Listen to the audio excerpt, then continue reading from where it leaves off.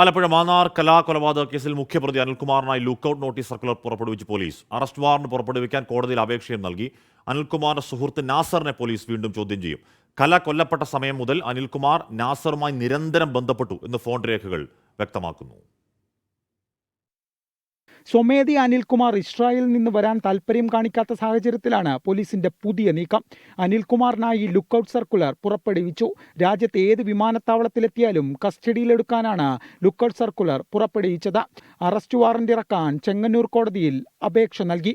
പ്രതിക്കെതിരെ blue corner notice ഇറക്കുന്നതിന് lookout circular ഉൾപ്പെടെ കഴിഞ്ഞ ദിവസം ഇന്റർപോളിന്റെ നോഡൽ ഏജൻസിയായ CBIക്ക് പോലീസ് കൈമാറിയിരുന്നു. അനിൽകുമാറിന്റെ സുഹൃത്ത് നാസറിനെ പോലീസ് വീണ്ടും ചോദ്യം ചെയ്യും. അനിൽകുമാറുമായി നാസർ ബന്ധപ്പെട്ടുവെന്ന് പോലീസ് കണ്ടെത്തി. CDR രേഖകൾ പരിശോധിച്ചപ്പോഴാണ് ഇക്കാര്യം വ്യക്തമായത്.